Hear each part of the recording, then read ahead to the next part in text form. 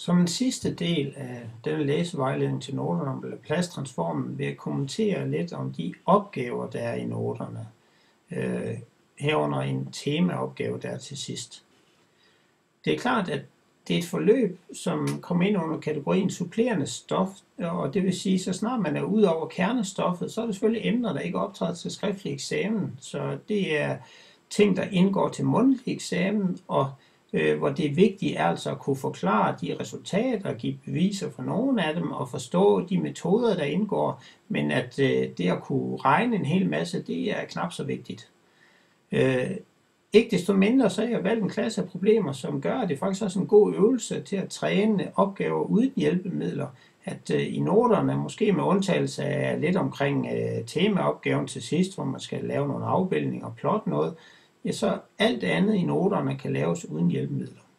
Det vil være en god træning. Der er lidt brøkregning, der er lidt af hvert, som er en god træning. Men lad os prøve at kigge på noterne, altså de opgaver, der optræder. Først opgave 1 og 2. Det er klart, at jeg kunne sagtens have postuleret de her resultater. Det gør jeg jo delvis også. Her postulerer jeg for eksempel, at jeg har vist, hvad f af t lige med t giver, og så påstår jeg, at f af t lige t i ende giver noget tilsvarende. Jeg forklarer så dog, hvordan man vil vise det. Det er bare delvis integration flere gange. De der to, det er sådan set vigtigt, at man laver i hvert fald den ene af de to, fordi det er jo egentlig bare for at gøre det klart, at man skal forstå, hvordan definitionen virker. Så det med at tage sådan en definition, hvor det er et uendeligt integral på et uendeligt stort interval, som man skal integrere først fra 0 til n, få et facit, der afhænger n, og så lade n gå mod uendeligt af det facit og se, hvad der sker. Det er selvfølgelig en vigtig idé for at få en forståelse af, hvordan Laplace-transformen egentlig er defineret. Tænker man på det rent grafisk, så kan man jo sige, hvis jeg nu havde grafen for f af t, og jeg gerne vil tage integral fra 0 til uendelig, hvis nu f af t er sådan en positiv funktion, ja, så er det arealet under grafen. Hvad nu hvis f af t vokser den for eksempel lige med t, ja, så er der ikke noget integral eller areal under grafen. Men hvis jeg så ganger en aftagende eksponentialfunktion på, får jeg måske et eller andet udbytte, der aftager. Så er det klart, at jo hurtigere den aftager, jo mindre bliver arealet. Så det er sådan en eller anden fornemmelse af, hvordan den her definition egentlig ser ud, der gør, at man er nødt til lige at kunne prøve at regne det for nogle enkelte funktioner. Så der er lige et par stykker til, som handler om, at man skal forstå definitionen. Det er klart, at vi har snakket om det i de tidligere screencaster. Det er egentlig bare den her formel, som er den eneste, man får brug for i hele notesættet. Hvis vi går videre, så er der så lidt linearitet, som man jo så handler om, at man kan jo dele op ved plus og med en konstant gang på, så kan man selvfølgelig også med minus videre, fordi så kunne konstanten bare være minus 1, så kan man flytte den udenfor og så videre, så den samme gælder med minus. Det er jo det, der gør, at man i stedet for kun at have dem, så kan kombinere dem. Så man kan have t i anden plus 3 gange t i syvende gange e 5t. Nogle af dem her, så en kombination af dem kan man lave. Og derfor så opgave 3 handler egentlig bare om, at når nu man kender Laplace-transformen af de elementære funktioner, så hvis jeg ganger det ud, så kan jeg få den delt i nogle, jeg kender, og så kan jeg bruge lineariteten til at finde Laplace-transformen. Så den her handler om, hvordan finder man Laplace-transformen. Ikke fra bunden med definitionen, men ved hjælp af tabellen og så lineariteten. Så kommer Laplace-transform af afledet. Vi har det her meget vigtige resultat af den Laplace-transform af f mærke af t, eller s gange stor f s minus f af 0, og det kommer vi jo til at bruge i begyndelsesværdiproblemerne. Der er ikke nogen opgaver i det her afsnit, men det indgår jo i mange af de senere opgaver. Så har vi den inverse Laplace-transform. Vi får defineret helt elementært, at hvis Laplace-transform af f af t giver stor f af s, så siger vi, at den inverse Laplace-transform af stor f af s er lige med f af t. Og det vil sige, som udgangspunkt har vi selvfølgelig fra starten, bare i tabellen her, at hvis jeg skal finde den inverse Laplace-transform af 1 over s i anden, så må det jo være t.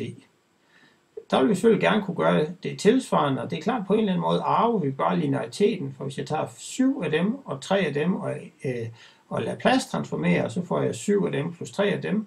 Hvis jeg så skal inverse Laplace-transformere 7 af dem plus 3 af dem, ja, så må det give 7 af dem plus 3 af dem. Så tilsvarende linearitet.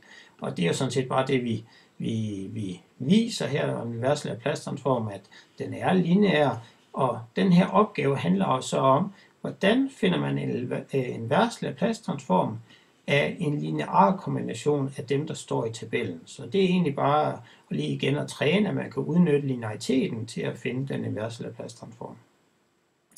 Så kommer begyndelsesværdiproblemer, hvor vi oversætter hele vejen til, hvor man kan sige, at det er sådan set det sværeste i noterne, det er lige at få lavet den der partialbrygsdekomposition. Det er let at oversætte problemet, det er let at finde stor FAS, og så står vi her. Hvad gør vi så?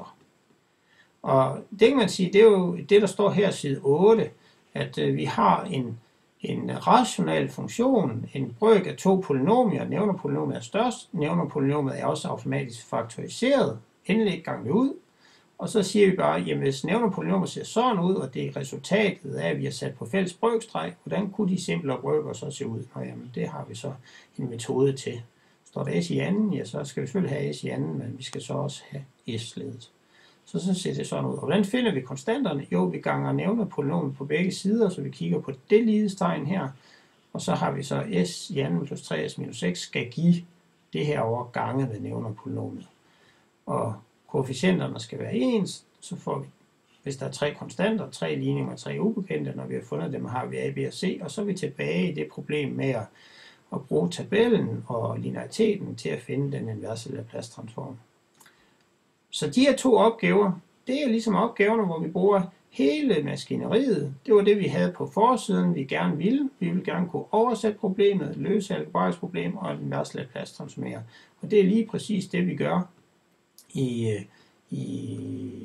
de her begyndelsesværdiproblemer, hvor de der to opgaver, ligesom man skal igennem det hele og vise, at man har styr på metoden. Så er der så lidt tilbage. 2 opgaver. Opgave 7. Forbered en fremlæggelse af følgende eksempel på et mundtligt eksamensspørgsmål. Laplace-transformen. Definere Laplace-transformen og redegøre for nogle af dens egenskaber og give herunder et bevis for formlen for Laplace-transformen af funktionen f af t lige med t og komme ind på anvendelsen af Laplace-transformen i forbindelse med begyndelsesværdiproblemer. Det er jo det. Laplace-transformen kommer ikke til at indgå ved skriftlig eksamen, men gør det ved mundtlig eksamen. Her er der ligesom stillet krav om bestemt bevis, man skal forståelse for, og så i det her komme ind på anvendelsen. Ja, der er jo lagt op til, at der er meget stor forskel afhængig af, hvor dygtig og hurtig og så videre man er. Kan man nå at bevise sammenhængen med F-mærke, så er det selvfølgelig fint. Og ellers så er det selvfølgelig vigtigt, at man kan skitsere, hvordan man gør hele vejen igennem, inklusiv partialbrygsdekompositionen ved den her mundtlige eksamen. Der er jo ikke noget i vejen for, at man egentlig bare tager udgangspunkt i det eksempel, jeg også har brugt her i eksempel 4, og bruger det til at forklare metoden. Det kan man sagtens gøre. Det kan selvfølgelig også et af dem, man selv har lavet, hvis man gerne vil det. Men tænk lidt over en eller anden disposition. Hvad vil man have med, og hvad kan man nå med mundtlig eksamen? Til sidst er der en temaopgave. Og det kunne som sagt have været mange forskellige ting. Det er jeg nævnt tidligere. Det kunne have været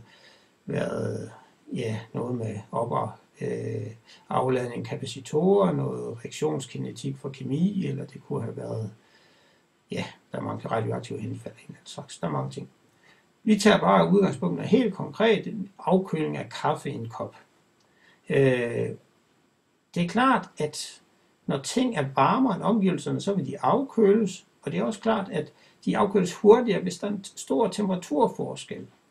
Den ting ligger i det her Newtons afkølingslov, at hastigheden, hvor med et objekt afkøles, er proportional med temperaturforskellen til omgivelserne. Det er rigtigt i mange sammenhænge. Det er klart, der kan også være situationer, hvor der er noget Plancks strålingslov ind over ting og sager, hvor der kan være nogle andre led. Men som udgangspunkt, så er det tit, at vi kan modellere afkøling med Newtons afkølingslov. Det er klart, hvor hurtigt det afkøles afhænger af, hvor godt varmeisoleret koppen er. Så den der proportionalitetsfaktor må indeholde en eller anden information om, hvor varmeisoleret koppen er. Det er klart, skriver vi op, så kalder vi temperaturen af kaffen som funktion af tiden t for f af t. Så hastigheden, det må være f mærke t, og den må jo så være k gange, og så temperaturforskellen til omgivelserne, det er jo så f af t minus 20, for eksempel hvis temperaturen i omgivelsen var 20, så det vil være en ligning, der hedder f mærke t lige med k gange i en parentes f af t minus 20, for eksempel. Samler man alt det med f på venstre side, så har man præcist en af den type, vi har set på her fra starten. F mærket t plus k f, og det bliver endda meget simpelt, i og med at det her g af t bliver en konstant funktion. Det gør det bare lettere. Når man så skal løse det, så er det klart, at der står jo et eller andet k, hvor vi i alle de andre eksempler havde et konkret tal. Det kunne være, det var 7, det kunne være, det var minus 2 osv. Men man går jo bare i gang med samme metode. Lader som om, at k er en kendt konstant. Tænk på det som pi eller rod 2 eller et eller andet, men der står så bare k. Og så kan man jo køre programmet igennem og faktisk finde løsningen. Vi har fået at vide, at temperaturen i kaffen til at begynde med var 92, og F0 er 92, så vi kan lave hele skytset, køre igennem og finde F af t. Men det er klart, at den der konstant k, som handlede om, hvor varm isoleret koppen var, den indgår så i formen. Men man får så at vide, at efter 5 minutter er temperaturen faldet til 85 grader. Og det er klart, at den oplysning gør, at vi så kan finde k. Så til sidst kan man jo sige, okay, f af 5 skal give 85, så kan man finde k, og så har man sådan set hele funktionen. Og så kan man jo så regne alt muligt ud, og man kan til sidst plotte, hvordan den gradvist nærmer sig omgivelsens temperatur. Den er sat til 20 grader, og finde ud af, hvordan den ser ud.